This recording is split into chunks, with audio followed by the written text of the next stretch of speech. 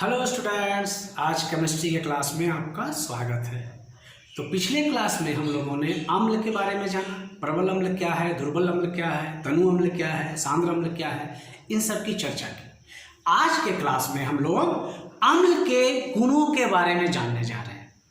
तो हम लोग यहाँ देखेंगे कि सबसे पहले तो हम लोग ये जान गए कि अम्ल का स्वाद खट्टा होता है ना। अम्ल का स्वाद दो गुण को एकदम याद रखिए। अम्ल का स्वाद खट्टा होता है और यह नीले लिटमस पत्र को लाल कर देता है। ये एकदम खोपड़ी में बैठा लीजिए, ये दो गुण। इसके अतिरिक्त और कौन कौन से गुण हमको जानने हैं वो आज हम लोग चर्चा करने जा रहे हैं। यहाँ देखिए हमने लिखा है सभी खनिज अम्ल साधारणतः रंगहीन एवं जल में विलय होते हैं। खनिज अम्लों का अपना कोई रंग नहीं होता और ये जल में विलय हो जाता है, जल में घुल जाता है ना। विलयन बनाते समय जब हम इसको जल में घोलते हैं तो ये जल के समान ही दिखता है, इसका अपना कोई रंग नहीं होता है। और सांद्र अम्ल यानी जो प्योर एसिड है, यानी जिसमें जल की मात्रा नहीं के बराबर है या है भी तो बहुत कम है, तो वो जो है उसमें एक तीखी गंध होती है। वो जैसे ही आप उसके आसपास जाएंगे ना, एक तीखी गंध आपको महसूस होगी और वो चमड़े पर जल जाए, इतना पावरफुल है कि चमड़े को भी जला सकता है ना। ये गुण हो गए भौतिक गुण।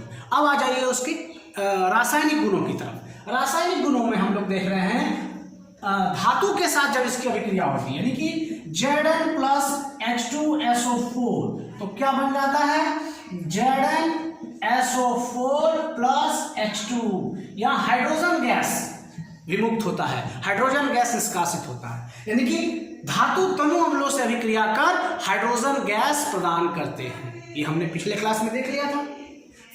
फिर आप देखिए कार्बोनेट, धातु के कार्बोनेट अम्ल से अभिक्रिया करके कार्बन डाइऑक्साइड गैस प्रदान करती है। कार्बन डाइऑक्साइड गैस देख रहे हैं आप यहाँ पर, ये कैल्शियम कार्बोनेट है, सल्फ्यूरिक अम्ल से अभिक्रिया कर रहा है तो हमें यहाँ कार्बन डाइऑक्साइड गैस मिल रहा है। कोई भी कार्बोनेट है, ये जब अभिक्रिया करेंगे धातु के कार्बन अम्ल से तो वह कार्बन डाइऑक्साइड गैस प्रदान करेगा।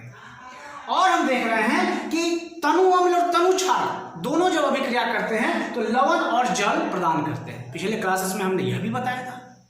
अम्ल और क्षारक अभिक्रिया करते हैं तो लवण और जल बनाते हैं।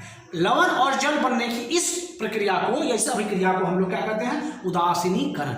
इसकी चर्चा पिछले क्लासेस में भी हमने की थी। तो मूल रूप से हम लोग कह सकते हैं कि ये सब गुण अम्ल के हैं और इन्हीं गुणों के आधार पर परीक्षा में आपसे प्रश्न पूछे जाएंगे। तो कृपया इन्हें आत्मसात कर लें। बहुत बहुत धन्यवाद।